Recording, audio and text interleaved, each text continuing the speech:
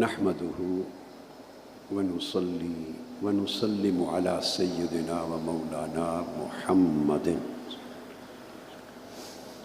رسوله النبي الأمين المكين الحنين الكريم الرؤوف الرحيم.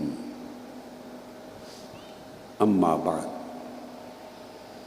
فأعوذ بالله من الشيطان الرجيم. بسم الله الرحمن الرحيم.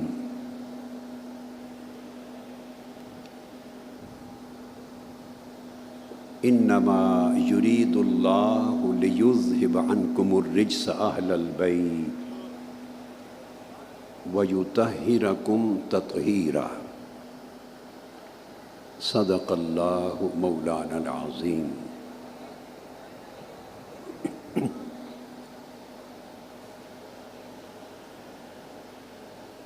نہیں اور خراب ہو گئے،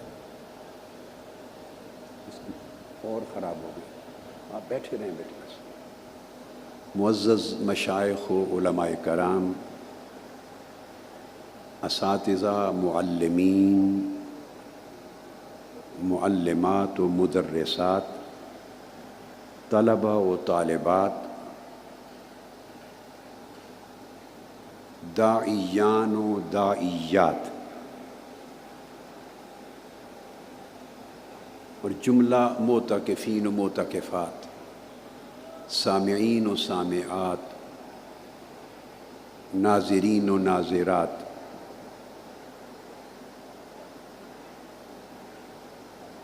اللہ رب العزت کی توفیق سے ہم رمضان المبارک کے عشرہ اخیرہ کے اس عظیم الشان عالمی اعتکاف گاہ میں حاضر ہیں، اور اس مسنون اعتکاف کی دوسری شب ہے. کل رات چونکہ منسوب تھی مولائے کائنات حضرت مولا علی المرتضیٰ کرم اللہ وجہہ الکریم کی شہادت کی، اس مناسبت سے میں نے ایک خاص مضمون اہل بیت اطہار کی شان و عظمت کا اور سیدنا مولا علی المرتضیٰ کا اور حضرت امیر معاویہ کا عقائد اہل سنت میں کتاب و سنت کی روح سے مقام کیا ہے.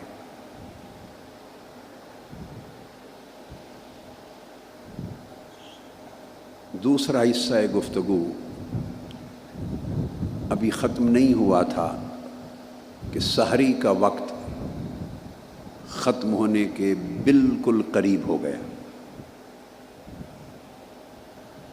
اور میں نے آپ سے عرض کیا تھا کہ بعض اوقات مجھے اس میں مشکل نہیں ہوتی کہ میں اپنے کام میں لگا رہتا ہوں رمضان المبارک کی راتوں میں، اور پانی کے ساتھ اپنی دوائی لے کر 2-4 گلاس پانی کے پی کے تو سحری کر لیتا. اور اگر کبھی طبیعت راغب ہو، فرصت ملے، تو پھر میں ہلکی سی سحری بھی کرتا ہوں، ڈیفینیٹلی کرتا ہوں. اگر مجھے معلوم نہیں کہ آپ حضرات کو کل سحری کھانے کا موقع ملا یا نہیں، اکثر کو موقع نہیں مل سکا ہوگا، پانی پہ گزارا کیا ہوگا، سو اس پر میں معذرت خواہ ہوں.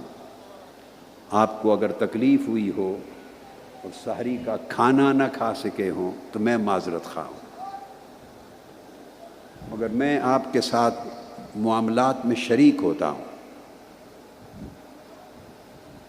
تو میں نے مضمون ختم کر دیا، اس کا کچھ اہم ترین حصہ باقی تھا جسے آج مکمل کرنا چاہتا ہوں. بہت ہی اہم حصہ اس مضمون کا وہ آج مکمل کر کے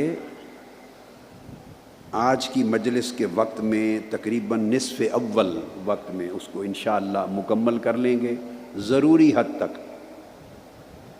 مباحث، دلائل، تفصیلات تو اور بھی بہت ہیں، مگر سمجھیں اس قدر کہ جو کافی رہے بات کو سمجھنے میں، جو ابہام اور اشکال کو دور کرنے میں اور مغالطوں کا ازالہ کرنے میں، اور کچھ لوگ احباب صدق، خلوص اور نیک نیتی کے باوجود اگر غلط فہمی کا شکار ہو گئے ہیں اور مسئلہ ان کی سمجھ میں نہیں آیا، کچھ غلط باتیں کہہ بیٹھے یا کر بیٹھے ہیں، اللہ رب العزت معاف کرنے والا ہے، تو تاکہ ان کی اصلاح ہو جائے۔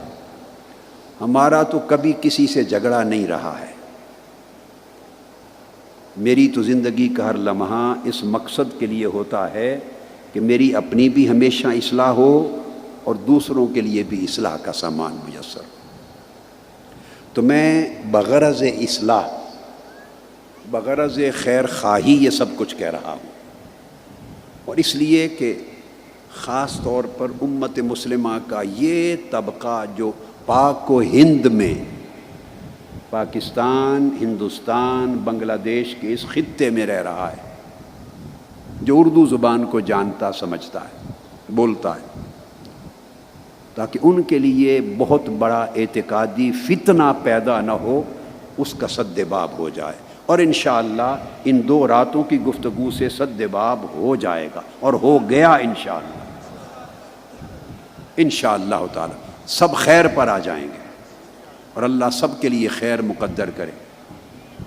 رجوع اور توبہ کا وقت، اور رائے کو بدل کر اکابر، ائمہ، اسلاف کا جو صدیوں سے نقطہ نظر ہے، عقیدہ ہے، اس پر پلٹ آنے کا وقت کبھی بھی ہوتا ہے، وہ بند نہیں ہوتا۔ آج کے مضمون کو شروع کرنے سے قبل ایک کلمہ نصیحت، اور وہ یہ، اسے پلے باندھ لیں بطور نصیحت کے، 2 چیزیں کبھی نہ بدلیں، باقی سب کچھ بدلتے رہیں، کچھ فرق نہیں پڑتا۔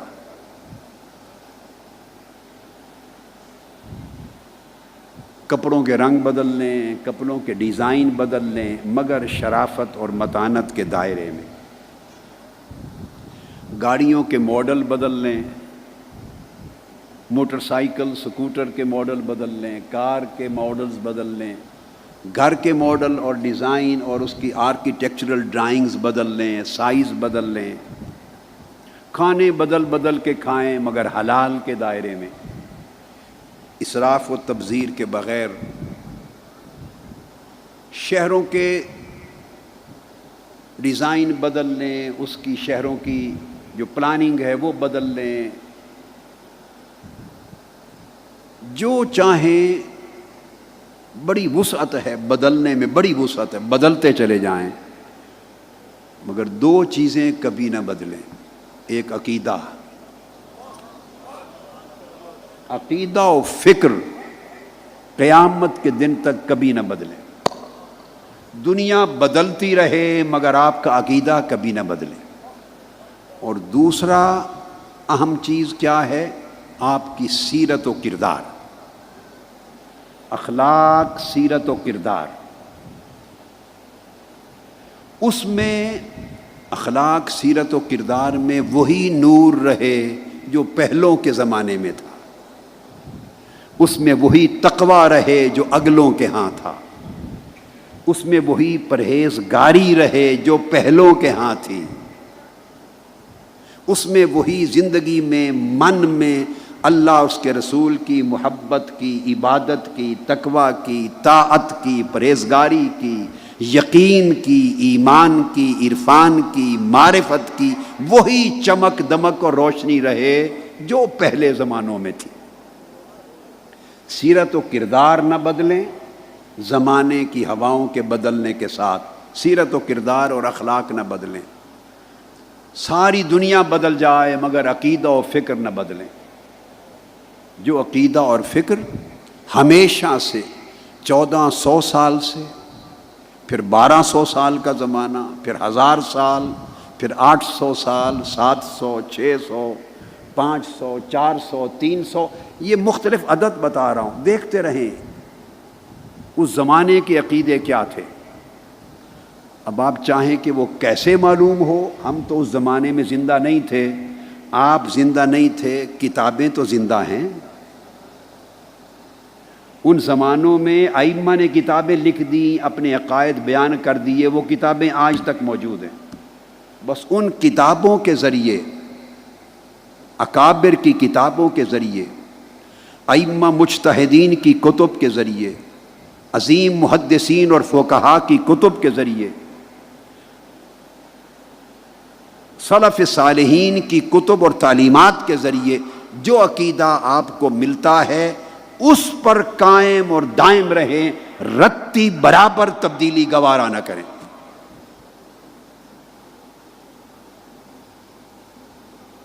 اگر آپ یہ اصول رکھ لیں گے، میں نے اس لیے بتایا کہ دنیا زوال پذیر ہے، ہر شے میں زوال ہو رہا ہے۔ آج سے آپ 50 برس پیچھے چلے جائیے، صرف 50 برس، آپ میں سے ہر شخص جو کم و بیش 65 70 برس یا اس سے زائد برس کا ہے، وہ سوچے، وہ ذرا 50 برس پیچھے چلی جائے، اپنے محلے کے گلی کوچوں کو دیکھے، اپنی چشم تصور میں اپنے 50 برس پہلے کا گھر اور ارد و نواح کے گھروں کو دیکھے، گلی کوچوں کو دیکھے، اس وقت کے بزرگوں، جوانوں، بچوں، عورتوں، مردوں، بچیوں کے حالات کو دیکھے چشم تصور میں۔ جو حیا، جو شرم، جو دین، جو تقوی، جو پرہیزگاری، جو عبادت گزاری، جو تہجد گزاری، جو نوافل، جو دین سے محبت، جو اللہ کی محبت، اس کے رسول کی محبت، بزرگوں کا حیا، ادب، احترام، تعظیم، انسانی قدریں 50 برس پہلے آپ کو زندگی میں گلی کورچوں میں زندہ قدریں نظر آتی تھیں، ایمان سے کہیے وہ آج نظر آتی؟ اونچا بولیے، نظر آتی ہیں؟ زمانہ بدل گیا نا، تو ترقی پر گیا یا زوال پر گیا؟ دیکھو، سائنس ہو تو وہ ترقی کر رہی ہے، میڈیکل سائنس ترقی کر رہی ہے، کیمسٹری ترقی کر رہی ہے، فزکس ترقی کر رہی ہے، یہ جو ماڈرن سائنسز ہیں، علوم ہیں انسانی، وہ ترقی کر رہے ہیں، چونکہ ان میں ہر آنے والا کچھ نیا دے گا اور آپ کو آگے لے جائے گا، مگر دین میں ترقی نہیں۔ دین جو مصطفیٰ نے دیا اس سے بہتر قیامت تک کوئی نہیں دے گا۔ جو صحابہ کرام دے گئے، اہل بیت اطہار دے گئے، تابعین دے گئے، اتباع التابعین دے گئے، سلف صالحین دے گئے، اولیاء امت دے گئے، اور علماء ملت اور اکابر دے گئے، ان سے بہتر دین، اخلاق، تقوی، پرہیزگاری، عقیدہ اور فکر کوئی نہیں دے گا۔ تمسک کریں، جمے رہیں، اس میں نہ بدلیں۔ الیکٹرانک میڈیا کا زمانہ ہے، دنیا گلوبل ویلیج بن گئی ہے، مشرق سے مغرب، شمال جنوب ایک یکجا ہو گئے ہیں، ہر چیز کے اثرات آ رہے ہیں انسانی ذہن پر، فکر پر، طبیعت پر، مزاج پر، اخلاق پر، من پر، تن پر، ہر شے پہ اثرات آ رہے ہیں، اور ان اثرات کے باعث زندگی انفرادی اور اجتماعی طور پہ تیزی سے بدلتی جا رہی ہے۔ اس بدلتی ہوئی زندگی میں، تیز رفتار بدلتی ہوئی زندگی نے آپ نے عقیدے کو پرانا رکھنا ہے، عقیدے کو پرانا رکھنا ہے۔ زندگی آپ کا تن نئے دور میں داخل ہوتا رہے، من پرانے دور سے باہر نہ نکلے۔ یہ ہے آپ کے قدیم زمانے اور جدید زمانے میں ملاپ۔ اگر اس پر اہتمام کریں گے تو آپ کو میری ساری باتیں 1300 سال کی تاریخ میں ہر دور میں ہر کتاب کے صفحات پہ نظر آئیں گی۔ میں اللہ کے حضور حق بات کہہ رہا ہوں، آپ کو گواہ بنا کر، میں نے کچھ نیا نہیں دیا انسانیت کو، امت مسلمہ کو، آج کی نسلوں کو، صرف بھولا ہوا سبق یاد دلایا ہے، صرف وہ سبق جو بھول گئے لوگ، جو زمانے نے بلا گئے، حرص و ہوس نے بلا دیے، دنیا کی بد اعتقادی اور برے افکار و نظریات کی آندھیوں نے جو مٹا دیا، جو یاد نہ رہے، سیاسی حالات کے دباؤ نے، معاشی حالات کے دباؤ نے، طبقات کے ملاپ کے دباؤ نے، جو سبق پرانے بھولے گئے، میں بھولے سبق یاد دلا رہا ہوں، نیا کوئی سبق نہیں لا رہا، وہ پرانے سبق ہیں، وہ بھولے سبق یاد دلاتا ہوں۔ اس کلمہ نصیحت کے بعد کل کا مضمون شروع کرتے ہیں، آخری حصہ اس کا انشاءاللہ تعالی۔ آپ کو یاد ہوگا کل میں نے ختم کیا تھا جو مشاجرات صحابہ کے عنوان کے تحت صحابہ کرام رضوان اللہ تعالی علیہ مجمعین کے درمیان کچھ معاملات ہوئے، سیاسی واقعات ہوئے، حکومتی واقعات ہوئے، کچھ وقائع، کچھ حادثات، کچھ مخاصمات، کچھ تنازعات بتقاضائے بشری پیش آ گئے، اور وہ نہ ہو تو انسان انسان نہیں ہوتا، یہ انسانیت کا حصہ ہے، یہ بشریت کا حصہ ہے، یہ بشریت کا حصہ ہے۔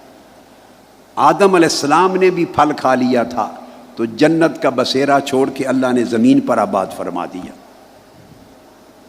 وہ جو واقعات پیش آ گئے ان کے حوالے سے اہل سنت والجماعت کا سٹینڈ پوائنٹ کیا ہے، تو میں نے کلیئر کر دیا، یہ کہنا غلط ہے کہ کوئی کہے کہ ادھر بھی صحابہ اور ادھر بھی صحابہ، کیا معلوم حق پر کون تھا، یہ کہنا مداہنت اور منافقت ہے، یہ مداہنت اور منافقت ہے۔ میں نے آپ کو بتایا کہ 1200-1300 سال کی ائمہ دین اور اکابر اہل سنت کی کتب میں یہ زبان مجھے نہیں ملی۔ جو گمراہ فرقے تھے معتزلہ قسم کے، وہ ان میں کوئی نہ کوئی ایسا کہتا تھا، اہل سنت کے ہاں میں نے کل کہہ دیا تھا حنفی، مالکی، شافعی، حنبلی، کوئی طبقہ علماء اور ائمہ کا کبھی یہ بولی نہیں بولتا رہا، وہ کلیئر تھے کہ کون حق پر تھا اور کون خطا پر، غلطی پر تھا۔ تو میں نے اصول دین کی جتنی کتب تھیں اور عقائد اہل سنت کی جو کتب تھیں وہ ساری آپ کو میں نے ان کی عبارتوں سے ثابت کر کے بتا دیا۔ آخری حوالے جو امام ابو المعین النصفی کی تبصرۃ الادلہ سے لے کر آخری حوالے شرح عقائد نصفیہ تک دیے، شرح المواقف کا بھی دیا، شرح المقاصد کا، درسی کتب تک کے سارے حوالہ جات آپ کے سامنے رکھ دیے۔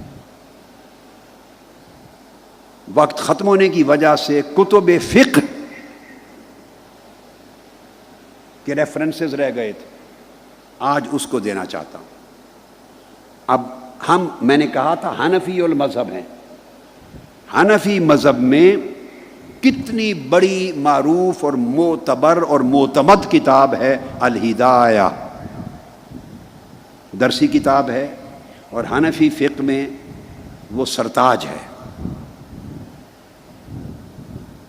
یہ ذہن میں رکھ لیں، امام مرغینانی نے یہ کتاب الہدایہ لکھی، اور اصل میں اس کتاب کا جو متن ہے، اصل میں متن وہ بدایت المبتدی ہے، وہ آپ نے خود لکھا، اور بدایت المبتدی جو ٹیکسٹ ہے اس کی خود شرح کی الہدایہ کے نام سے۔ یہ میں نے اس پر تفصیلی گفتگو کی ہے، وہ لیکچر میرے خطابات دروس آن لائن ہوں گے، ابھی 2 ہفتہ قبل آن لائن ہو گئے ہوں گے۔ حماد بھائی کو پڑھایا تھا میں نے، حماد مصطفیٰ المدنی کو، قدوری کا سبق شروع کرتے ہوئے تو میں نے یہ ابتدائی طور پہ پڑھائے تھے، وہ آن لائن اویلیبل ہیں، تفصیلات اس میں سے علماء لے لیں۔ پھر اس جو بدایت المبتدی متن ہے اصل ہدایہ کا، وہ مشتمل ہے قدوری اور امام محمد کی کتاب الجامع الصغیر، 2 کتابوں پر، مختصر القدوری اور الجامع الصغیر امام محمد بن حسن الشیبانی کی، ان 2 کتابوں کو ملا کے پہلے قدوری کو لیتے ہیں امام مرغینانی، بعد میں الجامع الصغیر کو۔ ان دو کتابوں پر مشتمل وہ متن ہے۔ پھر حسب ضرورت کتاب الاصل، کتاب المبسوط، ان سے اور دیگر جو کتب اصول ہیں ان سے پھر لے لیتے ہیں۔ یہ شرح اس کی امام مرغینانی نے خود لکھی، پہلے 80 جلدوں میں شرح لکھ دی، پھر اس کو مختصر کیا تو الہدایہ بنائی، جو مدارس میں پڑھی جاتی ہے اور اس پر فتویٰ دیا جاتا۔ اب آج کی گفتگو اس کتاب ہدایہ کی عبارت سے دے رہا ہوں۔ اتمام حجت کرنا چاہتا ہوں، کسی کو یہ ہلکا سا خیال بھی نہ آئے کہ اگر وہ اہل سنت ہے، اگر وہ سنی ہے، سنی کہلاتا ہے، تو اس کو معلوم ہونا چاہیے کہ سنیت کا جو مواد ہے اور اعتقاد ہے اور اعتماد ہے وہ کن کتب پر ہے۔ سنیت فکر اور عقیدہ میں اور اپنی فقہ میں، احکام میں، آداب میں کن کتب سے دستیاب ہوتی۔ اس لیے ابھی اس موضوع پر لایا ہوں الہدایہ۔ الہدایہ میں امام مرغینانی نے ایک کتاب قائم کی ہے، ادب القاضی، جج کے آداب کیا ہے۔ اصل بدایت المبتدی کے ذریعے عبارت قدوری سے لائے ہیں، اس پر تفریح کی ہے، مختصر القدوری کی عبارت پہ تفریح کی ہے۔ اس میں صاحب الہدایہ بیان یہ کرتے ہیں، جو مسئلہ امام قدوری نے بیان کیا تھا کہ اگر مثلاً کسی سلطنت میں اگر تو بادشاہ اور حاکم عادل ہو اور صحیح شرعی طریقے سے حکمران بن جائے، حکومت سنبھال لے، اور وہ کسی کو جج اپوائنٹ کرے، قاضی اپوائنٹ کرے، تو اس قاضی کا اس تقرر کو قبول کر لینا، جج بن جانا، منصب قضا پر عدالت پہ بیٹھنا، فیصلے دینا، وہ تو جائز ہی جائز ہے اگر حکمران جائز طریقے سے حکمران بنا، تو اس پر بحث نہیں۔ دوسرا سوال تھا اگر حکمران جائر ہو، ناجائز طریقے سے اقتدار پر آ جائے، حکمران جائز نہ ہو بلکہ جائر ہو، نقطہ لگ جائے، زے بن جائے تو کہتے ہیں جائز، اور نقطہ ہٹ جائے، رے بن جائے تو کہتے ہیں جائر۔ جائر جور سے ہے، جور ظلم کو کہتے ہیں۔ اگر میں احتیاط کے ساتھ غیر عادل کا لفظ بولوں گا، اب میں نے آپ کو لفظ کا معنی سمجھا دیا، اب گفتگو میں یہ لفظ نہیں بولوں گا، ائمہ نے لکھا ہے، وہ اپنے لکھے کے خود ذمہ دار ہیں، وہ بڑے لوگ ہیں، میں چھوٹا ہوں۔ میں اب آپ کو سمجھا چکا، وہ لفظ جائز کے مقابلے میں، عادل کے مقابلے میں جائر لکھتے ہیں، جور سے، ظلم سے، ناجائز طریق سے کوئی حکمران بناؤ۔ اب میں جائر کا لفظ نہیں بولوں گا، میں بولوں گا عادل یا غیر عادل۔ غیر عادل حکمران ہو تو سوال پیدا ہوتا ہے، وہ کسی کو جج مقرر کرے تو وہ منصب جو جج مقرر کیا گیا، وہ منصب قبول کرے یا نہ کرے، وہ تقرر جائز ہوگا یا نہیں۔ تو مسئلہ یہ بیان کر رہے ہیں کہ حکمران تو ناجائز طریقے سے اقتدار پر قابض ہو گیا اور لوگ اس کو ہٹا نہیں سکے، روک نہیں سکے، وہ بات الگ ہو گئی، ایک چیپٹر ہے۔ مگر عدالت کا تعلق عامت الناس کے مسائل سے ہوتا ہے، لوگوں کے دکھ ظلم ہیں، مسائل ہیں، مظالم ہیں، ان کا حل ہے، تو لوگ عدالت میں جج کے پاس، قاضی کے پاس جاتے ہیں اپنے مسائل اور اپنی مشکلات کے لیے، اور اگر وہ عدالتیں ہی بند ہو جائیں تو لوگوں کی زندگی مشکلات میں گر جائے گی۔ لہذا عدالتیں چلتی رہنی چاہیے تاکہ جج اگر اہل ہے تو وہ منصب سنبھال لے، وہ یہ نہ دیکھے کہ حکمران ناجائز طریقے سے آیا۔ حاکم جس نے جج کو مقرر کیا، اس کا ظلم یا جور یا ناجائز ہونا نہ دیکھے، اگر خود اہل ہے اور وہ کسی اہل اچھے آدمی کو جج اور قاضی مقرر کر رہا ہے، وہ منصب لے لے تاکہ لوگوں تک انصاف پہنچے ان کی ذاتی زندگی میں۔ یہ بات سمجھ گئے؟ یہ مسئلہ ہے جو کتب فقہ میں درج ہوا ہے، یہ بحث ہے۔ اس بحث میں وہ کہتے ہیں کہ خود تو ولایت بھی طلب نہ کرے اور قضا بھی، جج بننا بھی طلب نہ کرے، گورنری بھی طلب نہ کرے، سلطنت کا عہدہ بھی طلب نہ کرے، مگر ثم یجوز التقلد من السلطان الجائر کما یجوز من العادل. کہتے اس کے بعد اگر کوئی بادشاہ جو جائر ہے، جو جائز طریقے سے نہیں آیا، جور کے طریق سے آیا ہے، وہ اگر آ جائے اور وہ کسی کو قاضی اور جج مقرر کرے اور وہ بندہ جج جو ہے وہ اہل ہے، تو کہا وہ منصب لے لے، عدالت میں بیٹھنا، فیصلے کرنا اس کے لیے جائز ہوگا. حکمران بھلے ناجائز طریق سے آیا ہے، اس کا معاملہ اس کے ساتھ رکھو. یہ عام انسانوں کے مسائل، زندگی کے دکھ میں، پریشانی میں مبتلا نہ ہو، اس کا منصب عدالت سنبھالنا اور بیٹھنا، قضا کے منصب پہ فیصلے کرنا جائز ہوگا. یہ عبارت ہے جو قدوری سے لے کر امام مرغینانی کی الہدایہ تک آئی ہے، بدایت المبتدی سے ہدایہ تک. اس کو بیان کر کے آگے صاحب ہدایہ دلیل دیتے ہیں، آگے دلیل دیتے ہیں. وہ کہتے ہیں کہ اگر حکمران جائر بھی ہے تب بھی وہ اگر جج مقرر کرے، جج اہل ہے، تو وہ منصب لے لے تاکہ لوگوں کی مشکلات دور کرے. یہ دے کر آگے مثال دیتے ہیں. اب میں عبارت پڑھ رہا ہوں الہدایہ کی. علماء کل جا کر مدارس میں کتاب اٹھا لیں، گھروں میں رات کو سحری کے وقت جا کے اٹھا لیں، اساتذہ اٹھا لیں، طلبہ اٹھا لیں. میں ایک نکتہ بھی نہ کم کر رہا ہوں، کسی کتاب کا نہ زائد کر رہا ہوں. پڑھے. وہ کہتے ہیں لأن الصحابة رضی اللہ تعالی عنہم تقلدوہ من معاویہ رضی اللہ عنہ والحق کان بید علی رضی اللہ تعالی عنہ فی نوبتہ والتابعین تقلدوہ من الحجاج وکان جائرا. علماء سمجھ گئے ترجمہ. وہ کہتے ہیں کہ وہ جج منصب سنبھال لے، وہ حکمران کا جائر ہونا، اس کا ناجائز ہونا نہ دیکھے، خود اگر اہل ہے تو منصب سنبھال لے. اس لیے کہ اگر صحابہ کرام میں سے کسی کو حضرت امیر معاویہ رضی اللہ تعالیٰ عنہ نے قاضی اور جج مقرر کیا تھا تو وہ انہوں نے منصب سنبھال لیا تھا، حالانکہ حق مولا علی کی طرف تھا. والحق کان بید علی. یہ میں ہدایہ کی عبارت پڑھ رہا ہوں.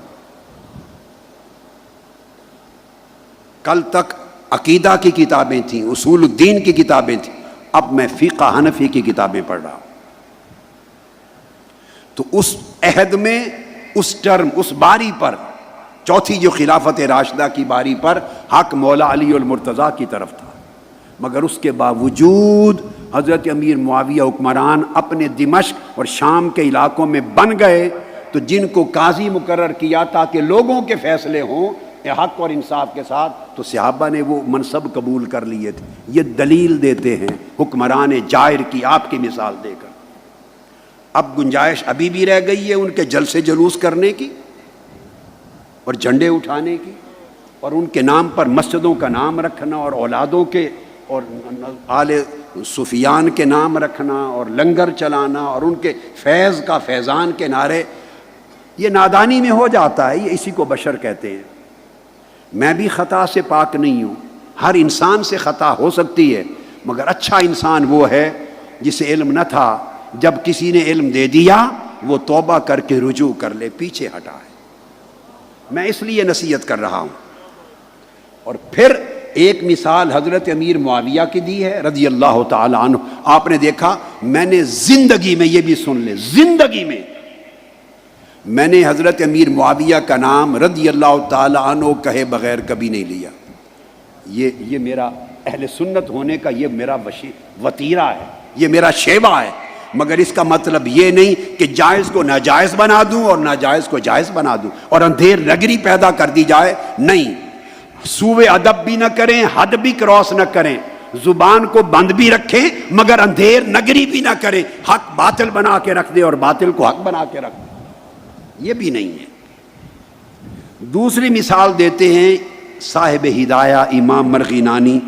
اسی طرح جب تابعین کا دور آیا تو فرماتے ہیں حجاج بن یوسف بڑا ظالم حکمران تھا، حجاج بن یوسف. لیکن تابعین نے ان کے دور میں بھی، اس کے دور میں بھی تقرریاں، منصب قضا کی بطور جج قبول کی، اس سے شرعی دلیل لیتے ہیں کہ اس کو نہ دیکھیں لوگوں کے مسائل حل کرنے کے لیے، اگر بندہ خود اہل ہے تو منصب لے لے تقرر کرنے پر۔ یہ حوالہ میں نے آپ کو الہدایہ کا دیا، اس کو بیٹے رکھتے جائیں۔ اب یہی جو کتاب الہدایہ ہے اس کی شرح ہے العنایہ، فقہ حنفی کی کتاب الہدایہ کی شرح العنایہ، امام جمال الدین الرومی اور بابرتی کی شرح ابن الشیخ۔ اب وہ یہی عبارت اب دوبارہ پڑھنے کی ضرورت نہیں، جب شرح آئے گی الہدایہ کی اوپر عبارت وہی ہوگی، اوپر کی عبارت وہی ہوگی۔ اچھا ماشاء اللہ ماشاء اللہ، ادھر آ جائیں۔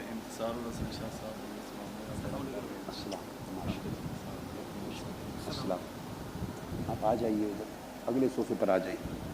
اب میں نے چونکہ الہدایہ کی عبارت ایک بار پڑھ دی، اگلے صوفے پر بار بار پڑھنے کی ضرورت نہیں ہوگی، اور وہ عبارت میں نے کہہ دی وہ قدوری سے چلی، مختصر القدوری کی عبارت جو بدایت المبتدی میں آئی، اور بدایت المبتدی کے متن کے ساتھ صاحب بدایہ امام مرغینانی نے اس کی شرح الہدایہ میں لکھی۔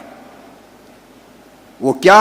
ثم يجوز التقلد من السلطان الجائر کما يجوز من العادل، جیسے عادل حکمران جو صحیح طریق سے آیا ہے عدل کا، جیسے وہ تقرر کرے اہل بندے کا بطور جج تو منصب لے لینا اس کے لیے جائز ہے، ویسے حاکم جائر اگر تقرر کرے بندہ اہل ہو تو منصب لے لے تاکہ لوگوں کی مشکلات حل کر سکے انصاف سے۔ یہ عبارت دے کر پھر لکھتے ہیں لأن الصحابة رضی اللہ عنہم تقلدوه من معاویہ رضی اللہ عنہ والحق کان بید علی فی نوبتہ رضی اللہ تعالی عنہ۔ یہ مثال سلطان جائر کی تقرری قبول کر لینا، اس کی مثال دیتے ہیں حضرت امیر معاویہ رضی اللہ تعالیٰ عنہ، جیسے ان کے دور میں تقرری صحابہ نے قبول کی۔ اور والتابعین تقلدوه من الحجاج وکان جائرا، حجاج ظالم اور جابر تھا مگر اس کی تقرری بطور منصب قضا کے تابعین نے بھی قبول کی۔ یہ فقہا تو فقہ اور مسئلہ شرعی کی بات کریں گے نا، وہ عقائد کی بات نہیں کریں گے۔ عقائد کی بات کل کتابوں میں ہو گئی، کل میں نے آخری بات شرح عقائد نسویہ کے جا پہ ختم کی، اصول عقیدہ کی باتیں کل ہو گئیں، آج اصول کتب فقہ لے رہا ہوں۔ اس پر ابن شیخ جمال الدین الرومی کی جو شرح ہے ہدایہ پر العنایہ، اس میں لکھتے ہیں کہ یہ جو تقلد کا جائز ہونا ہے تقرر کا، تفریع علی مسئلۃ القدوری۔ اب یہ عبارت کو سنیں، یتبین انہ لا فرق فی جواز التقلد لأہلہ بین ان یکون المولی عادلا او جائرا کما جاز من السلطان العادل جاز من الجائر، وہذا لأن الصحابة رضی اللہ عنہم تقلدوا القضاء من معاویۃ وکان الحق ما علی فی نوبتہ، کان الحق ما علی فی نوبتہ رضی اللہ تعالیٰ عنہ۔ وہ ساری بات میں سمجھا چکا ہوں، جیسے جائز طریق سے اقتدار پانے والے حکمران کا تقرر قبول کرنا جائز ہے، ویسے جائر کا، سلطان کا تقرر منصب قضا پر اگر اہل آدمی ہو تو وہ بھی جائز ہے۔ اور دلیل یہ شرح ہدایہ میں بھی وہی دلیل دیتے ہیں کہ دلیل سب سے پہلی آپ اندازہ کریں، دلیل کو شروع حضرت امیر معاویہ رضی اللہ تعالیٰ عنہ کے نام سے کرتے ہیں، چونکہ اس سے پہلے تو خلافت راشدہ تھی، تو سلطنت جائرہ کا تو ابھی دور ہی نہیں تھا، وہ تو خلافت راشدہ تھی، پہلی سلطنت آئی۔ وہاں سے دلیل دیتے ہیں کہ صحابہ کرام نے اگر کسی اہل صحابی کو مقرر کیا قاضی تو ٹھکرایا نہیں، منصب قبول کر لیا۔ اس سے دلیل لیتے ہیں کہ سلطان جائر کا تقرر بھی اس منصب کے لیے جائز ہوگا اگر خود اہل ہے، پہلی بات۔ اور دوسری دلیل لیتے ہیں اس پر شرح الہدایہ العنایہ والے کہتے ہیں دل علی ذالک حدیث عمار ابن یاسر، اس پر دلیل شرعی کیا ہے؟ حضرت عمار بن یاسر رضی اللہ تعالیٰ عنہ کی حدیث، اور جو حدیث میں کل بڑی تفصیل سے بیان کر چکا ہوں، وہ حدیث متفق علیہ ہے۔ بولیے کیا؟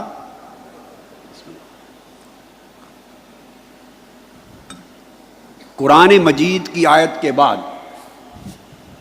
علماء محدثین کا طریقہ یہ ہے، روش یہ ہے، قرآن کے بعد متفق علیہ حدیث کو لیتے ہیں اور اس کی حجیت اتنی قطعی جانتے ہیں، اس میں چون و چرا کرنے کی گنجائش نہیں ہوتی۔ اور یہ حدیث متفق علیہ ہے۔ جب آقا علیہ السلام نے فرمایا افسوس کاش عمار بن یاسر ایک باغی گروہ کے ہاتھوں شہید ہوگا، اس کو قتل کرے گا باغی گروہ، وہ دلیل دے کر یہ کرتے ہیں کہ حضرت امیر معاویہ رضی اللہ تعالیٰ عنہ کا تقرر اس لیے منصب قضاء عدالت میں بطور جج قبول کر لیا تھا کہ وہ سلطان جائر کا تقرر جائز ہے، اور جائر ہونے کی دلیل کہتے ہیں آقا علیہ السلام کے فرمان سے بڑھ کر کائنات شریعت میں کوئی دلیل نہیں ہے۔ آپ نے فرما دیا تھا کہ عمار کو ایک فئہ باغیہ، ایک باغی گروہ قتل کرے گا، اور ان کو حضرت امیر معاویہ اور ان کے لشکر کے لوگوں نے شہید کیا تھا۔ ہر کتاب نے اس کو دلیل بنایا ہے۔ اب اس کے بعد آگے سنتے چلے آئیے، یہ شرح ہو گئی، اور پھر کہتے ہیں وعلماء السلف والتابعین تقلدوہ من الحجاج وجورہ مشہور فی الآفاق۔ دوسری دلیل دیتے ہیں کہ تابعین میں سے لوگوں نے منصب قضاء قبول کیا جن کو مقرر کیا تھا حجاج بن یوسف نے، اور کہتے ہیں اس کا ظلم و جور عالم میں مشہور ہے۔ حضرت امیر معاویہ رضی اللہ تعالیٰ عنہ ہوئے، ان کو بچا گیا شرف صحابیت، بس زبان بند کر دی، کف لسان، آگے نہیں بول سکتے۔ اہل سنت کی حد ٹوٹتی ہے، مگر حق اپنی جگہ حق ہے، حق کے بیان کرنے میں کسی نے بخل نہیں کیا۔ جھنڈے 1400 سال میں کسی نے نہیں اٹھائے تھے ان کے نام کے، جلسے جلوس ان کے لیے کسی نے نہیں کیے تھے، ان کا فیضان کسی نے جاری نہیں کیا تھا۔ اب علماء اور اساتذہ جانتے ہیں کہ ہدایہ کی سب سے بڑی عظیم الشان شرح، اور جو حنفی مذہب کے لیے، احناف کے لیے بہت بڑا ذخیرہ علم ہے، وہ فتح القدیر، امام ابن الحمام کی فتح القدیر، یہ ہدایہ کی شرح۔ اب میں فتح القدیر کی عبارت لے رہا ہوں، یہی مقام ادب القاضی کا، یہی عبارت۔ ثم یجوز التقلد من السلطان الجائر کما یجوز من العادل، اسی عبارت کے تحت امام ابن الحمام فتح القدیر میں لکھتے ہیں، مختصر عبارت سن لیجئے، یہ اب فتح القدیر کی عبارت ہے۔ علماء اس کتاب کو آگے رکھ کر فتوے لکھتے ہیں، اس سے فقہ حنفی لیتے ہیں، اس سے اپنا مذہب لیتے ہیں۔ وہ لکھتے ہیں ھذا تصریح بجور معاویہ رضی اللہ تعالی عنہ والمراد فی خروجہ لا فی عقدیتہ، یہ تصریح ہے کہ حضرت معاویہ رضی اللہ تعالیٰ عنہ کا دور، جو حکمرانی کا ان کا دور تھا، جو انہوں نے خروج کیا مولا علی شیر خدا کی طرف، وہ کہتے ہیں اس میں اس عمل کے عمل جائر ہونے کی صراحت ہے، اور کہتے ہیں اس کا مطلب جور کا یہ نہیں کہ آپ نجی فیصلوں میں، عدالتی فیصلوں میں بھی معاذ اللہ ظلم اور جور کرتے تھے، یہ نہیں۔ بات سلطنت کی ہو رہی ہے، خلافت راشدہ کے خلاف اور مولا علی المرتضیٰ کے خلاف خروج کرنے کی بات ہو رہی ہے، اس وجہ سے جائر کہا ہے۔ اور اس کے بعد پھر آگے بیان کرتے ہیں اور پھر مثال دیتے حضرت ابو الدرداء کو انہوں نے مقرر کیا، پھر بیان کرتے انما کان الحق معہ اے ما علی رضی اللہ تعالی عنہ فی تلک النوبہ لصحت بیعتہ وانعقادہا فکان علی الحق فی قتال معاویہ بصفین۔ امام ابن الحمام لکھتے ہیں حق بغیر شک و شبہ کے مولا علی المرتضیٰ کی طرف تھا، یہ گڑمڑ کرنے کی اجازت نہیں، یہ منافقت اور مداہنت ہے کہ پتہ نہیں حق ادھر تھا یا معلوم نہیں حق ادھر تھا، یا یہ کہنا کہ دونوں طرف سے آبا ہیں، دونوں طرف حق ہے، ہم کچھ نہیں کہہ سکتے۔ نہیں، اتنے فیڈر میں دودھ پینے والے بچے نہ بنو، نہ اتنے بدھو خود بنو، نہ بدھو امت کو بناؤ۔ حق کی ہر ایک کو پہچان ہے، 1400 سال میں ہزاروں کتابیں بھری پڑی ہیں اس پر، ہر کتاب نے حق کو کھول کے لکھ دیا ہے۔ فقط کیا ہے؟ کف لسان ہے۔ جو زبان درازی کرتے ہیں وہ اہل سنت میں نہیں رہتے، وہ ادھر چلے جاتے ہیں۔ جو ان کی منقبت کے جھنڈے اٹھاتے ہیں، نعرے لگاتے ہیں، وہ اہل سنت میں نہیں رہتے، وہ خارجیوں کی طرف چلے جاتے ہیں، خارجی ہو جاتے ہیں۔ یا رافضی بنو یا خارجی بنو، یہ بھی غلط وہ بھی غلط۔ اگر اہل سنت رہنا ہے تو حضرت امیر معاویہ رضی اللہ تعالیٰ عنہ کا منصب فقط یہ ہے کہ نسبت صحابیت کی وجہ سے کف لسان ہے، چپ، تان و تشنیع نہیں کر سکتے، لان تان نہیں کر سکتے، نشانہ تنقید نہیں بنا سکتے، کافر اور فاسق نہیں کر سکتے۔ یہ ہر ایک نے منع کیا، یہ اہل سنت کا عقیدہ۔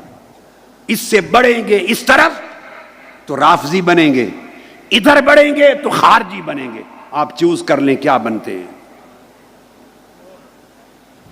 پھر آگے فرماتے ہیں کہ قتال صفین میں جب جنگ صفین ہو گئی تھی، بغیر شک و شبہ کے حق مولا علی المرتضیٰ کے ساتھ تھا۔ اب صاحب فتح القدیر لکھتے ہیں کہ اس پر دلیل قولہ علیہ الصلاۃ والسلام لعمار، جو متفق علیہ حدیث ہے بخاری مسلم کی، کہ آقا نے فرمایا ستقتلک الفئۃ الباغیہ، عمار تمہیں ایک باغی گروہ قتل کرے گا، شہید کرے گا۔ اب آقا علیہ السلام جس گروہ کو باغی کہہ دیں، دنیا میں کون مسلمان ہے محمد مصطفیٰ کا کلمہ پڑھنے والا اور خود کو مصطفیٰ کا امتی کہنے والا، جس گروہ کو مصطفیٰ الفئۃ الباغیہ کہہ دے، اس کے بعد وہ ان کے فیضان کے چشمے جاری کرے اور ان کی تقریریں کرے اور ان کے عرسوں کا اعلان کرے؟ خدا کے لیے یہ کام 1300 سال میں اہل سنت کے اکابر نے نہیں کیا تھا۔ یہ فتنہ نہ بپا کرو، خاموشی مسلک اہل سنت بس، مگر خاموشی مداہنت کے ساتھ نہیں، وضاحت کے ساتھ کہ حق پر کون تھا اور کون غلطی پر تھا۔ ان کو خروج اور بغاوت کا لکھا ہے اس عمل کو۔ اور اس کے بعد پھر آگے میں دیکھیے، کسی کو شوق ہو مجھ پر فتویٰ نہ لگائیں، مجھ سے پہلے امام مرغینانی صاحب الہدایہ پہ لگائیں، امام ابو منصور بغدادی پر لگائیں، امام ابو المعین النصفی پہ لگائیں، صاحب شرح المواقف پہ لگائیں، صاحب شرح المقاصد پہ لگائیں، اور صاحب شرح عقائد نصفیہ پہ لگائیں۔ میں نے کل درجنوں کتب حافظ ابن حجر اسقلانی پہ لگائیں، امام عینی پہ لگائیں۔ میں نے آپ کو 1300 سال کی تاریخ علم کل پڑھا دی، ان پہ جو فتویٰ لگائیں اس میں میں بھی شریک ہوں۔ توبہ کر لینی چاہیے۔ اور فرماتے ہیں حضور علیہ السلام کا ارشاد، اور یہ لکھ کر کہ آقا نے فرمایا تھا عمار تمہیں باغی گروہ قتل کرے گا۔ اب آگے یہاں بھی ڈنڈی مارنے کی اجازت نہیں کہ کون باغی تھا، کس نے قتل کیا، کس نے نہیں۔ کوئی کہہ سکتا ہے جی معلوم نہیں، میں کہا نہیں، اتنے بدھو نہیں ہیں کہ معلوم نہیں۔ صاحب فتح القدیر لکھتے ہیں وَقَدْ قَتَلَهُ أَصْحَابُ مُعَاوِيَّةَ يُصَرِّحُ بِأَنَّهُ بُغَاةٌ، اور واضح طور پر حضرت امیر معاویہ کے لشکر نے ان کو قتل کیا تھا۔ یہ تصریح کرتا ہے اس امر کی کہ یہ طبقہ باغیوں کا طبقہ تھا۔ اس کے بعد دوسری مثال دیتے ہیں امام ابن الحمام فتح القدیر میں، پہلی حضرت امیر معاویہ رضی اللہ تعالیٰ عنہ کے دور کی، دوسری وَأَمَّا الْحَجَّاجِ فَحَالُهُ مَعْرُوفٌ، اس کا ظالم و جابر اور جائر ہونا معروف ہے۔ دوسری اس کی مثال دیتے ہیں کہ اس کے زمانے میں بھی تابعین میں سے اس نے جس کو جج مقرر کیا، جو اہل تھے انہوں نے منصب لے لیا۔ یہ فقہی مسئلہ بیان کر رہے ہیں، تفریع، کہ جج ہونا اگر مقرر کر دے سلطان جائر تو لوگوں کو انصاف کی فراہمی کا معاملہ انکار نہ کرے، وہ جائز ہے۔ تیسری دلیل یزید کی دیتے ہیں کہ اس کے دور میں بھی یزید ملعون تھا، بدبخت تھا، جہنمی تھا، بے ایمان تھا، لعنتی تھا، اور میں تو اس کو کافر کہتا ہوں، میرا فتویٰ کفر کا ہے، لعین تھا۔ اور کہتے ہیں مگر ایسے جائر کے زمانے میں بھی جن تابعین کو جج اور قاضی مقرر کیا، لوگوں کو انصاف کی فراہمی کی خاطر انہوں نے بھی قبول کیا منصب۔ اب آپ دیکھیں کیا مثالیں دی ہیں، یہ مثالیں میں نہیں دے رہا ہوں۔ پھر چوتھی مثال دی ہے صاحب فتح القدیر نے، وہ کہا ہے کہ اس کی مثال یوں بھی ہے جیسے بلاد مغرب میں غیر مسلموں کا قبضہ ہے مسلمان زمینوں پر، مسلم ممالک پر غیر مسلموں کا قبضہ ہے بلاد المغرب میں، مغرب کا جو موراکو وغیرہ کے بلاد میں، اور بلاد حبشہ میں، مگر وہاں مسلمان ہے ہی کوئی نہیں سلطان، لیکن لوگوں کے مسائل حل کرنے اور انصاف کی فراہمی کے لیے لوگ مل کر خود ہی اپنا کسی کو والی اور گورنر مقرر کر لیتے ہیں، خود ہی اپنا جج مقرر کر لیتے ہیں، خود بھی جمعہ اور عید کی نماز کے لیے امام مقرر کر لیتے ہیں۔ یہ تقرری بھی جائز ہے۔ وہ کہتے ہیں جس طرح یہ تقرریاں لوگوں کی ضروریات کو پورا کرنے کے لیے جائز ہیں، اس طرح ایسی تقرری ان کے دور میں بھی جائز ہے۔ اب میرا خیال ہے کوئی 2 سال کا بچہ ہوگا تو شاید اس کو سمجھنا آئے، شاید 3 سے 4 سال سے اوپر کی عمر کا بچہ بھی نہیں رہے گا جس کو سمجھنا آئے۔ اب یہی کتاب الہدایہ، اس کی ایک اور شرح ہے البنایہ، امام عینی کی، امام بدر الدین العینی، ان کی شرح البنایہ علی الہدایہ۔ اب اس کی عبارت لے لیں، وہ بھی یہی کہتے ہیں والحق کان بید علی رضی اللہ تعالی عنہ فی نوبتہ، اس ٹرم میں، اس باری میں حق مولا علی کے طرف تھا۔ یہ بیان کر کے آگے جملہ سن لیں، العنایہ، میں بڑا اہم جملہ بتا رہا ہوں شرح الہدایہ پر، فقہ حنفی کی مسلم کتاب، یہ امام عینی شارح بخاری بھی ہیں، عمدۃ القاری کے مصنف، اور یہ شارح ہدایہ بھی ہیں البنایہ۔ وہ لکھتے ہیں وَعِنْدَ أَهْلِ السُّنَّةِ، اہل سنت کا عقیدہ بیان کرتے ہیں، وَعِنْدَ أَهْلِ السُّنَّةِ معاویہ رضی اللہ عنہ کان باغیاً فی نوبت علی رضی اللہ تعالیٰ عنہ، کہ مولا علی مرتضیٰ کے دور خلافت میں حضرت امیر معاویہ رضی اللہ تعالیٰ عنہ، ان کے لیے یہ لفظ بغاوت کا استعمال کیا۔ میں تو خود نہیں کہہ رہا، میں تو عبارت پڑھ رہا ہوں تاکہ پردے اٹھ جائیں، ورنہ میں یہ عبارتیں بھی نہ پڑھتا۔ مجھے یہ عبارتیں پڑھے ہوئے اور یہ کتابیں پڑھے ہوئے اور کچھ نہیں تو 40-45 برس گزر گئے۔ 1970 سے پہلے کتنا زمانہ ہو گیا؟ 48 سال ہو گئے جی، 48-50 سال گزر گئے، چونکہ 70 سال 2 سال پہلے پڑھی تھی۔ مجھے تو یہ کتابیں، یہ عبارتیں پڑھے 50 سال گزر گئے تھے، میں نے کبھی بیان نہیں کی، مگر اب میں نے دیکھا کہ امت میں فتنہ پیدا ہو رہا ہے، لوگوں کے عقیدے اور اہل بیت اطہار کے ساتھ نسبت، محبت اور مودت، اسے متزلزل کیا جا رہا ہے۔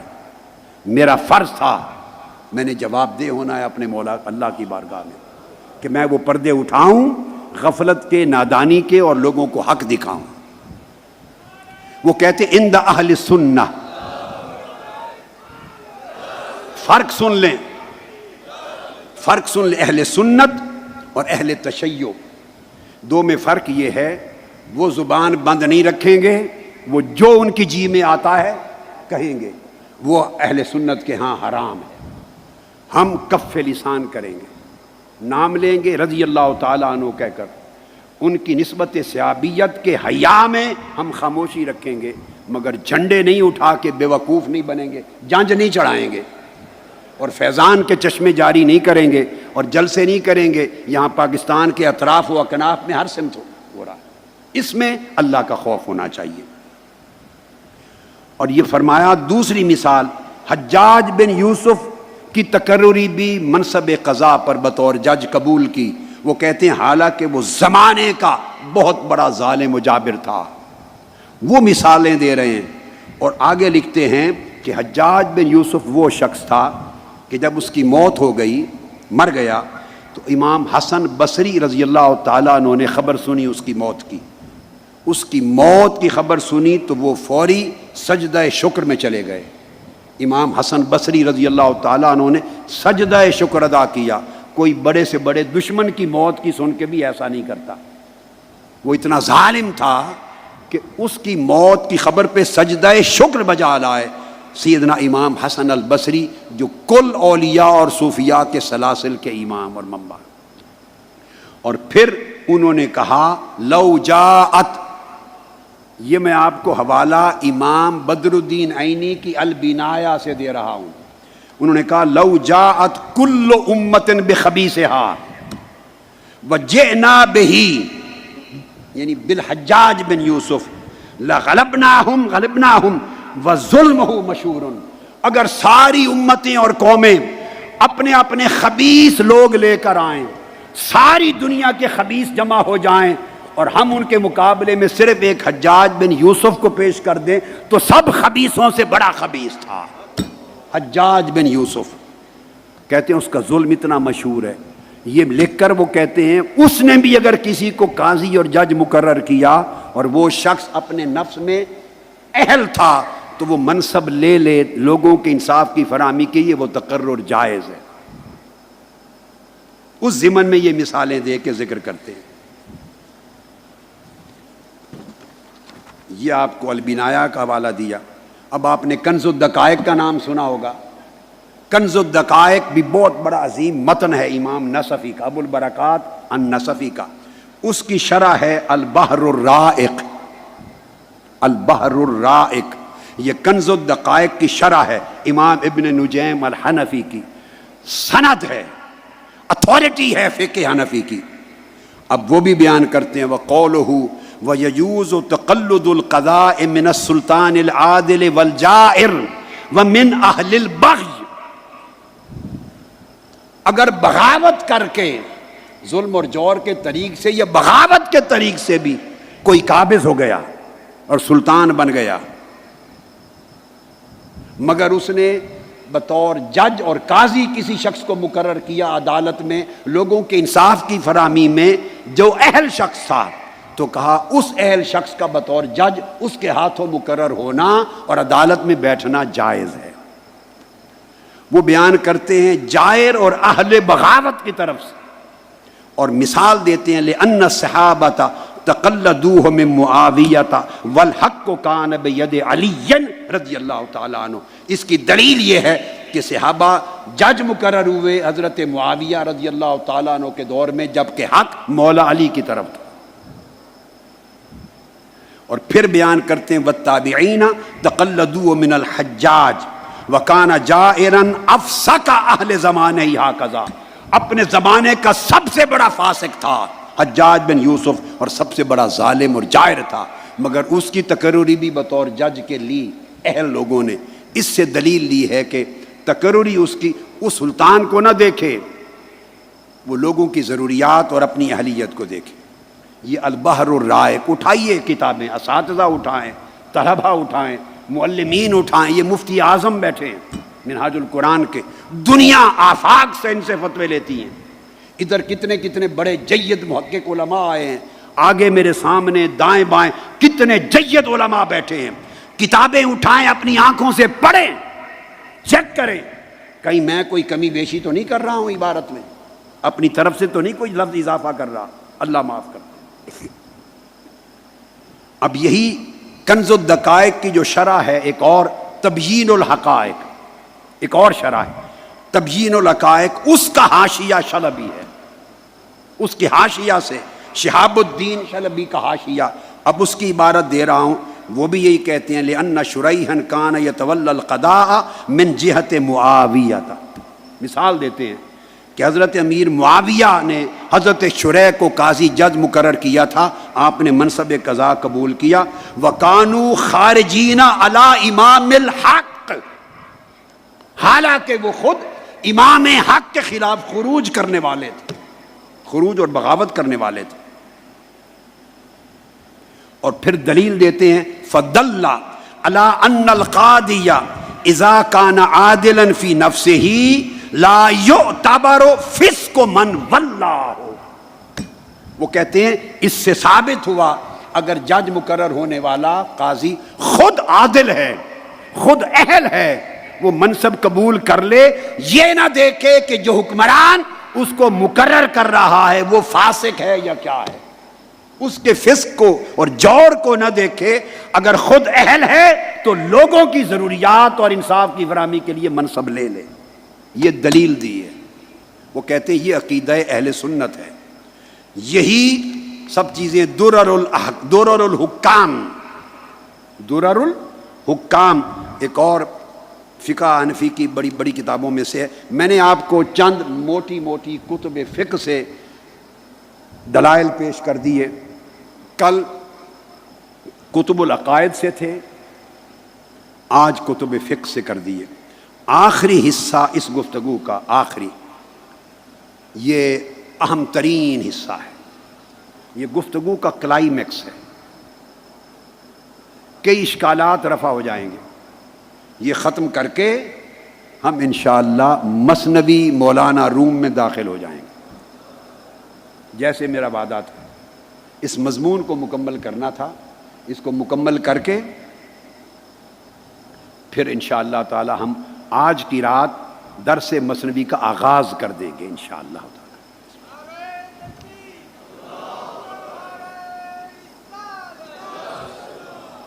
گرم نہیں، گرم ہے. اب یہ بتا دوں، جب سیدنا مولا علی المرتضیٰ کرم اللہ وجہہ الکریم کا دور تھا، عہد خلافت، تو واقعات ہوئے. جنگ جمل بھی ہوئی، جنگ صفین بھی ہوئی، اور باقی تو مارکے پر خوارج کے خلاف ہوئے، خارجیوں کے خلاف. ان کا تو تذکرہ ہی نہیں. ان کے ساتھ تو کوئی صحابی نہیں ہوتا تھا، وہ تو خوارج تھے، شیطان تھے. ادھر بتقاضائے بشریت جیسے پروپیگنڈا ہوتا ہے، جیسے ماحول کے اثرات ہوتے ہیں، جیسے بندہ ججمنٹ کرتا، اسیسمنٹ کرتا ہے، اس میں مغالطے ہوتے ہیں، کوتاہی ہوتی ہے. یہ بشری تقاضے ہیں. اس میں بعض واقعات میں بعض صحابہ کرام بھی دوسری سمت کھڑے تھے. بعض صحابہ کرام بعض واقعات میں دوسری سمت کھڑے ہو گئے. یہ خطا انسان سے ہو جاتی. ایک نقطہ ذہن میں رکھ لیں، صحابہ کرام ہونے کا معنی فرشتہ ہونا نہیں ہے کہ وہ ملائکات کی طرح معصوم تھے. یہ تصور غلط ہے، کسی نے نہیں لکھا. اللہ کا نبی معصوم ہوتا ہے، اس کے بعد معصوم نہ کوئی صحابی ہوتا ہے نہ کوئی ولی، نہ کوئی صحابی نہ کوئی ولی. اللہ کے نبی کے بعد امت میں کوئی معصوم نہیں ہوتا. محفوظ ہوتے ہیں. خطا ہو سکتی ہے، خطا ہو سکتی ہے، مگر اللہ والے ان سے خطا ہو جو اکابر لوگ ہیں تو اللہ پاک ان کو توفیق توبہ دیتا ہے، توفیق رجوع دیتا ہے. بعض واقعات میں بعض صحابہ کرام دوسری سمت آئے. اب یاد رکھ لیں، جو بھی آیا، جن کو آقا علیہ الصلوۃ والسلام نے بشارت جنت دی تھی، یا وہ اکابر صحابہ میں سے تھے، وہ یا وہیں طائب ہو گئے اور وہ پارٹی چھوڑ کے مولا علی المرتضیٰ کے جھنڈے کے نیچے آ گئے، یا جو لوگ نہ جا سکے اس مارکے میں ہی، نہ ادھر نہ ادھر، اور عمر بھر پچھتاتے رہے، کاش میں مولا علی کے زیر سایہ تلوار اٹھا کے ان کے حق میں جنگ لڑتا. یہ صحابہ کرام کا عقیدہ بتانا چاہتا ہوں. سب سے پہلا حوالہ اس باب میں کہ جو لوگ مولا علی المرتضیٰ کے ساتھ ان کے لشکر میں شامل نہ ہو سکے، کسی بیماری کے باعث، کسی عذر کے باعث رہ گئے اپنے گھروں میں، آپ کے لشکر میں نہیں جا سکے، مخالف سمت بھی نہیں گئے، مگر آپ کے ساتھ جا کر آپ کے جھنڈے کے نیچے لڑ نہیں سکے، گھر میں رہ گئے مجبوری اور عذر کی وجہ سے، وہ بھی پچھتاتے رہے. صحابہ کرام کی سوچ. اس میں امام قرطبی کا حوالہ دے رہا ہوں، اپنی کتاب التذکرہ میں لکھتے ہیں. امام قرطبی جو صاحب تفسیر ہیں الجامع لاحکام القرآن، امام قرطبی التذکرہ صفحہ 637 پر آپ لکھتے ہیں کہ حضرت عبداللہ بن عمر رضی اللہ تعالیٰ عنہ ان صحابہ میں سے تھے جو کسی عذر کی وجہ سے گھر رہے، بیماری ہے، آدمی بستر پر ہے، مجبوری ہے، جا نہیں سکا سفر پر، وہ نہ شریک ہو سکے آپ کے ساتھ۔ وہ کہتے ہیں کہ وفات سے قبل عمر بھر وہ پچھتاتے رہے، اور یہ ان کے کلمات تھے، وہ سن لیجئے۔ وہ کہتے تھے فَإِنَّهُ، جو عبارت میں امام قرطبی إِنَّهُ نَادِمَ عَلَى تَخَلُّفِهِ عن نصرت علی ابن ابی طالب فقال عند رضی اللہ تعالیٰ عنہ فقال عند موته ما آسی علی شیء ما آسی علی ترک قتال الفئۃ الباغیہ یعنی فئۃ معاویہ رضی اللہ تعالیٰ عنہ۔ کہتے ہیں مجھے زندگی میں کسی شے کے ترک کرنے کا اتنا رنج اور دکھ اور ملال نہیں جتنا اس چیز کا ملال ہے کہ میں مولا علی شیر خدا کے لشکر میں شامل ہو کر حضرت امیر معاویہ کے لشکر کے خلاف جنگ کرنے میں شریک ہونے سے کیوں رہ گیا۔ وفات سے قبل بھی یہ کلمات ان کی زباں پر تھے۔ مجھے آج تک ملال ہے کہ میں محروم رہ گیا اس سعادت سے، کاش میں آپ کے جھنڈے کے نیچے کھڑا ہو کے لڑتا فئہ باغیہ کے خلاف، باغی گروہ کے خلاف، اور جو حضرت امیر معاویہ رضی اللہ تعالیٰ عنہ کا لشکر تھا۔ پھر امام ابن عبد البر نے لکھا ہے اپنی کتاب الاستیعاب میں، الاستیعاب، امام ابن سعد نے بیان کیا طبقات میں، علامہ ذہبی نے بیان کیا سیر و اعلام النبلاء میں۔ اٹھا لیں حضرت عبداللہ ابن عمر کے تراجم، ان کے حالات آپ کو سب ملیں گے۔ وہ کہتے ہیں کہ وہ فرماتے تھے ما آسی علی شیء الا انی لم اقاتل مع علی مع اہل الفئۃ الباغیہ۔ مرتے دم کے اس لمحے تک مجھے افسوس ہے، کاش میں مولا علی المرتضیٰ کے لشکر میں جاتا اور آپ کے جھنڈے کے نیچے باغی گروہ کے خلاف جنگ کرتا۔ میں کسی عذر کی وجہ سے محروم رہ گیا اس سعادت سے۔ یہ عبداللہ ابن عمر رضی اللہ تعالیٰ عنہ کا عقیدہ ہے، ان کا قول ہے۔ پھر یہی بات امام شابی بیان کرتے ہیں، امام شابی، اور اس کو امام ابن الاثیر نے اسد الغابہ فی معرفت الصحابہ، یہ کتاب معروف کتاب ہے، اسد الغابہ معرفت الاصحاب کے اندر بڑی معروف کتاب ہے امام ابن الاثیر کی، اس کی جلد 4 صفحہ 33 پر امام شابی کا قول، اور وہ کہتے ہیں کہ حضرت مسروق بن اجدہ ایک تابعی ہیں، حضرت مسروق جلیل القدر تابعی اور مفسر تابعی ہیں، کہتے ہیں کہ وہ مولا علی شیر خدا کے ساتھ اپنی کسی ذاتی عذر اور مجبوری کے باعث وہ بھی آپ کے لشکر میں جا ہی نہیں سکے تھے، صفین کی جنگ میں گھر رہ گئے، اور وہ کہتے ہیں کہ وفات سے قبل وہ بھی پریشان تھے، اور امام شابی روایت کرتے ہیں کہ وفات سے قبل صرف اس عمل پر کہ وہ حضرت علی المرتضیٰ کے جھنڈے کے نیچے تلوار اٹھا کر اس باغی گروہ کے ساتھ جنگ میں شریک نہیں ہوئے، اس کے خلاف جنگ نہیں کر سکے، اس پر انہوں نے اللہ کے حضور توبہ کی، باری تعالیٰ مجھے معاف کر دینا۔ حضرت مسروق بن اجدہ نے توبہ کی۔ اور امام ابن عبد البر لکھتے ہیں کہ اس واقعہ کی استیعاب میں بہت سے طرق صحاح ہیں جنہیں اپنے اپنے موقع پر ہم نے بیان کیا ہے، جو سارے اس طرح کی چیزوں کو روایت کر رہے ہیں۔ اس کے بعد یہی چیز جو میں نے پہلے بیان کی، اس کو امام حاکم نے بھی المستدرک میں بیان کیا، اور امام بیہقی نے السنن میں بیان کیا۔ قتال و اہل البغی کے تحت اہل بغاوت کے ساتھ قتال کرنے کے باب میں حضرت عبداللہ بن عمر رضی اللہ تعالیٰ عنہ سے، اور وہ فرماتے ہیں ما وجدت فی نفسی من شیء من امر هذه الآیہ، اس آیت کے تحت مجھے اتنا دکھ ہے کہ میں اس فضیلت سے محروم رہ گیا، کاش میں تلوار اٹھا کر مولا علی المرتضیٰ کی حمایت میں ان کے جھنڈے کے نیچے باغی گروہ کے خلاف صفین کی جنگ لڑتا۔ یہ میں نے امام حاکم اور امام بہقی کے سب حوالے دے دیے۔ اب حضرت طلحہ اور حضرت زبیر، یہ 2 صحابی ہیں، حضرت طلحہ اور حضرت زبیر، پہلے حضرت طلحہ کی بات کرتے ہیں رضی اللہ تعالی عنہ.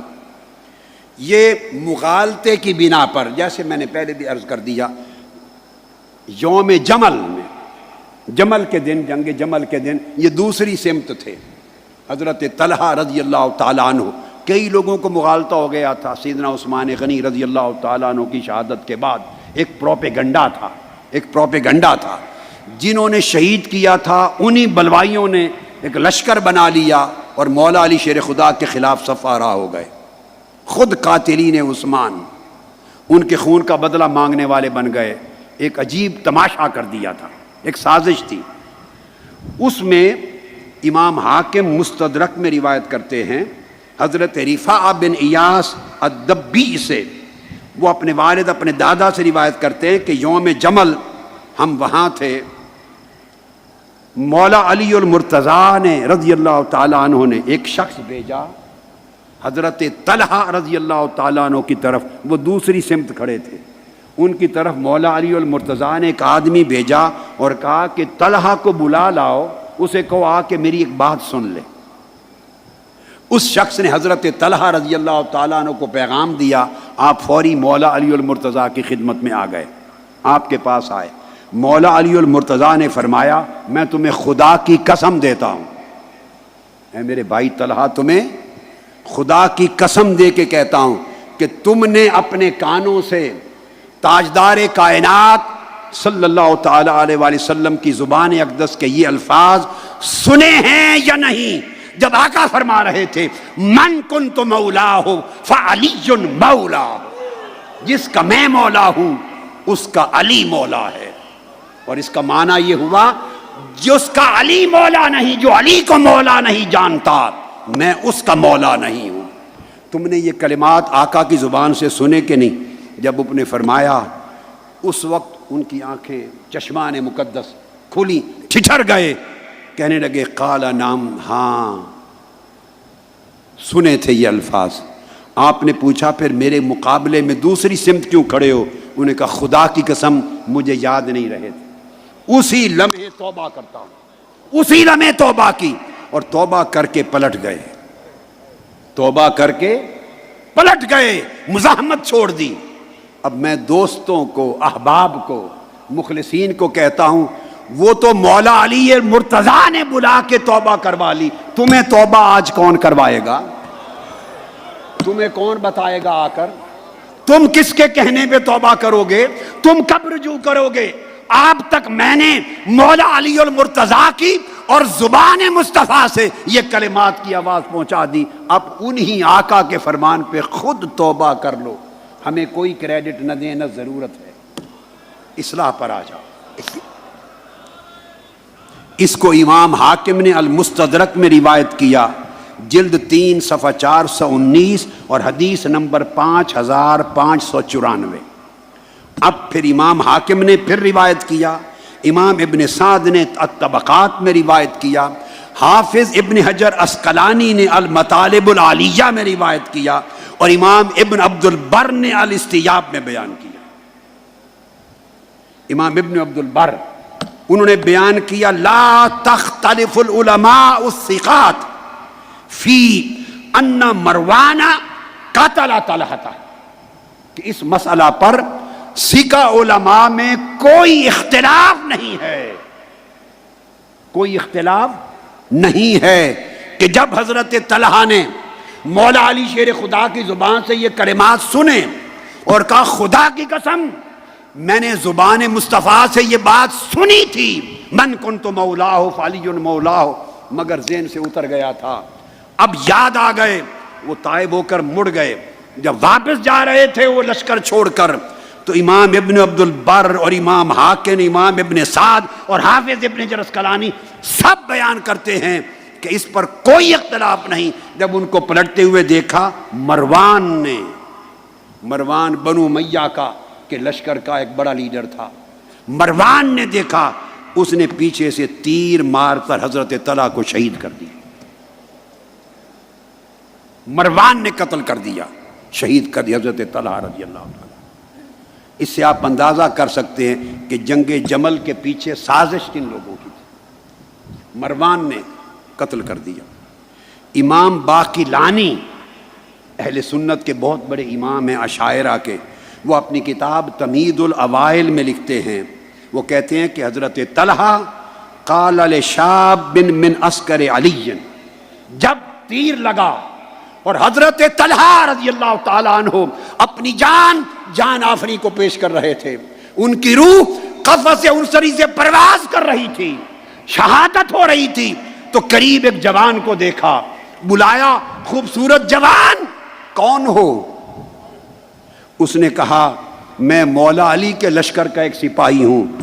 آپ نے فرمایا امدد یدک ابایعک لامیر المومنین علی ابن ابی طالب، اے جوان میں تو دنیا سے جا رہا ہوں شہید ہو کر، ہاتھ آگے کرو اور گواہ ہو جاؤ میں تمہارے ہاتھ پر مولا علی اور مرتضیٰ کے لیے بیعت کرتا ہوں۔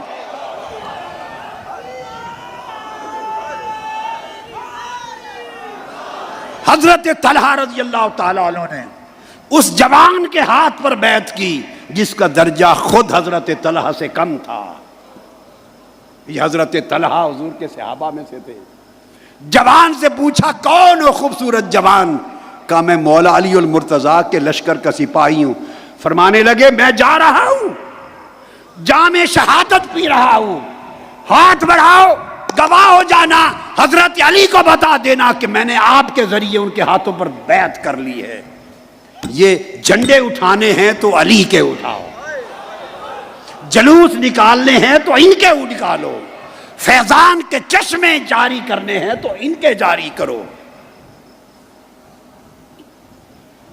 یہ عقیدہ اہل سنت ہے۔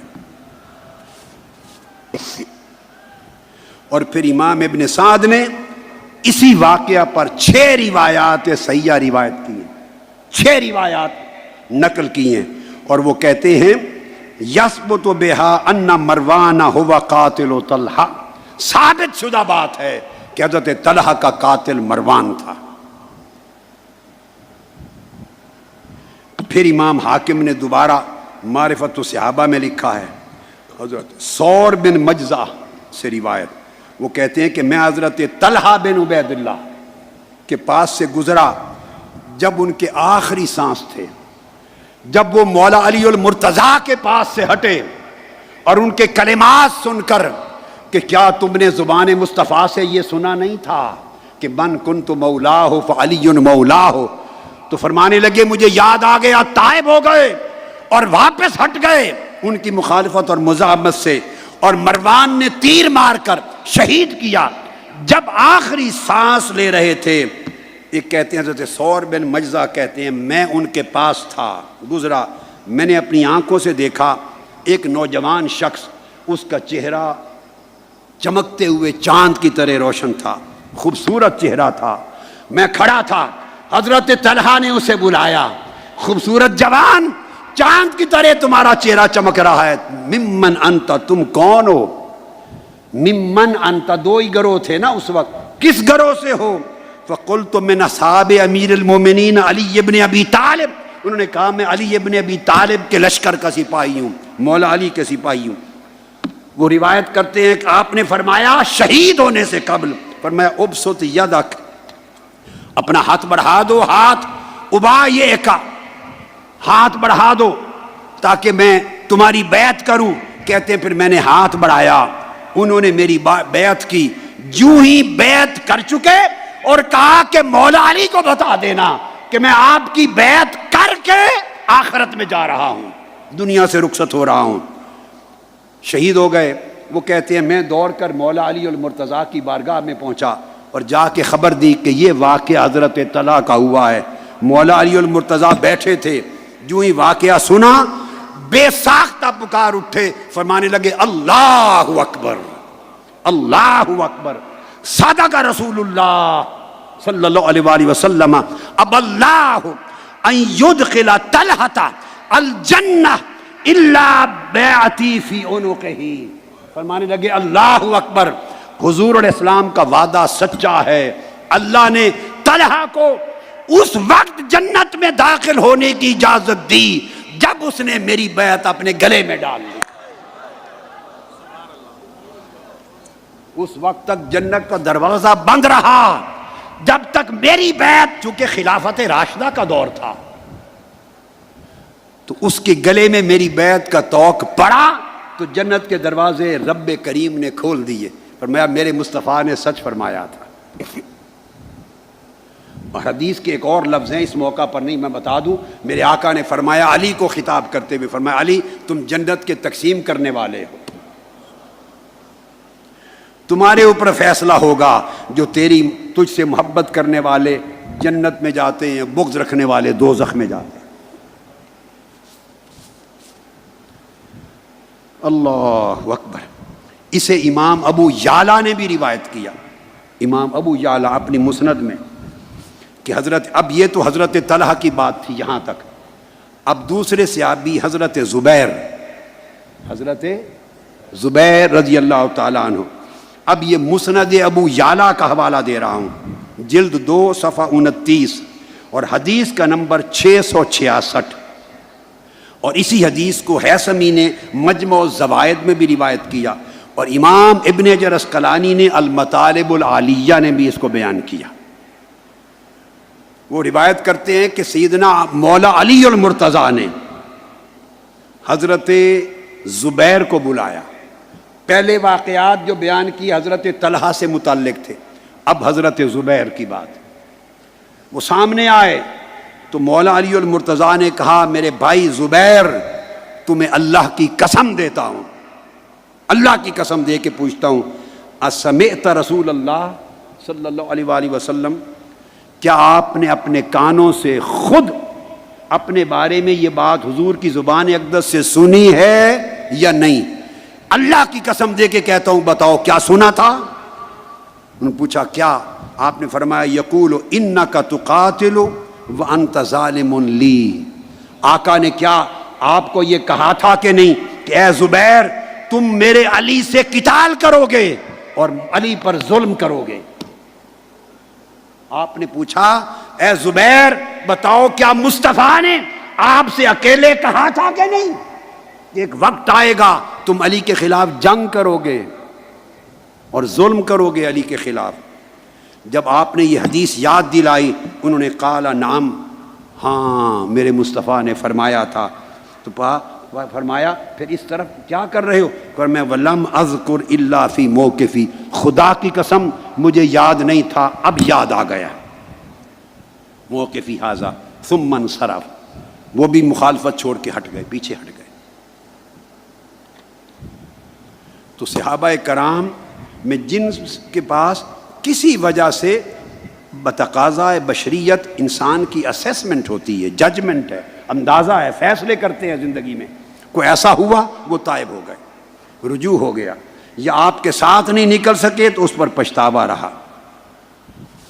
اور علامہ ذہبی نے بھی اس کو بیان کیا کہ مروان بن حکم نے حضرت طلحہ کو اس دن شہید کیا، اور پھر عبد الرحمن بن ابی لیلہ نے بیان کیا اسی طرح واقعہ.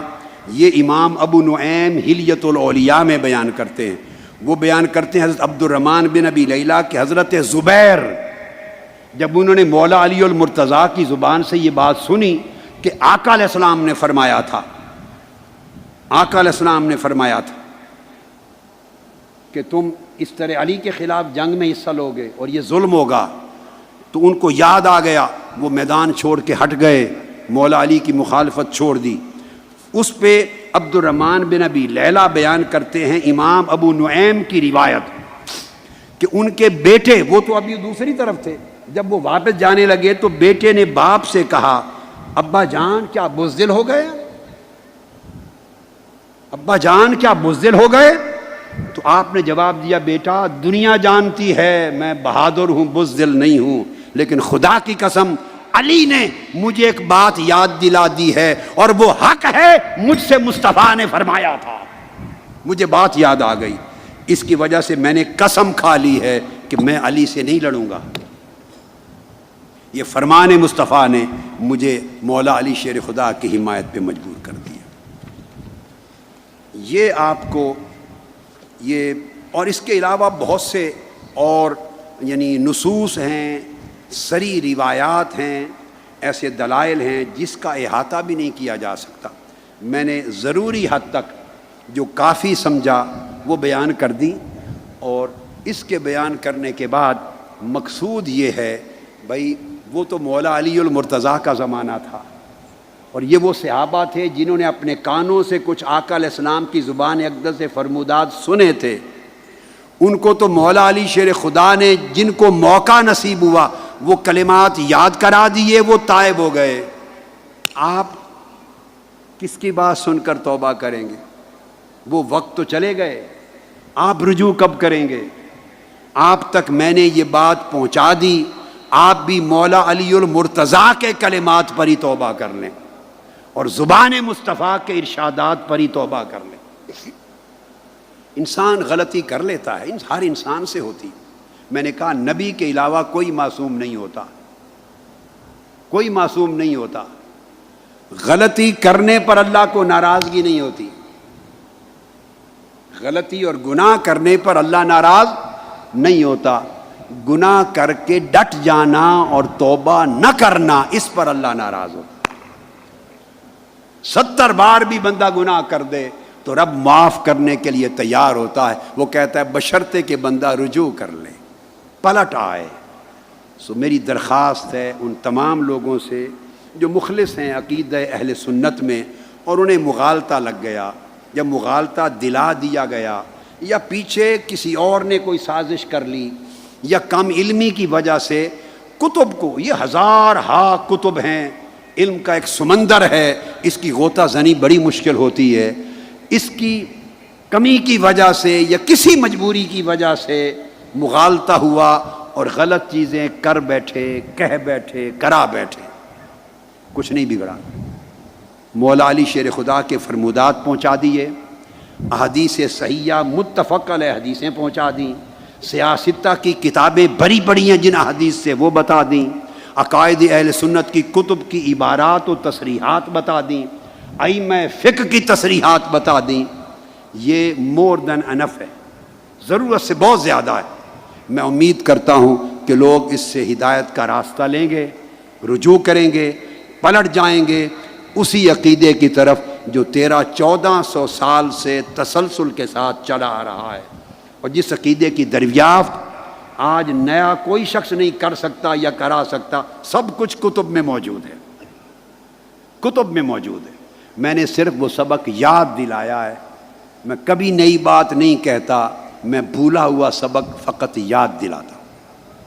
اللہ رب العزت یہ جو آج اہل بیت اطہار کی خدمت کی ان 2 راتوں میں وہ قبول کرے، اور آقا علیہ السلام کی امت کی اور کئی علماء اور کئی مبلغین اور کئی داعی اور مربی حضرات اور کئی اساتذہ اور کئی طلباء اور اہل سنت کے متعلقین کئی جو ابہام کا شکار ہوئے، مغالطے میں گئے، اس فتنے کا شکار ہو گئے یا ہونے کو تھے، اللہ پاک ان سب کو ہدایت کی راہ پر استقامت کے ساتھ رکھے اور ہماری ہلکی سی نوکری قبول کر لے۔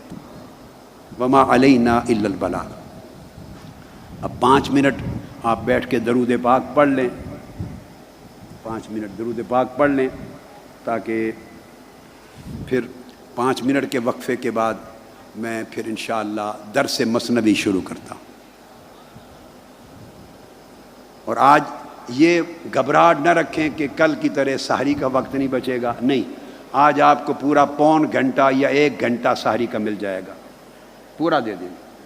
کل کا ٹائم بھی آج ڈال کے دے دیں گے، ڈبل ٹائم دے دیں گے، آرام سے سکون سے بیٹھیں 5 گھنٹے۔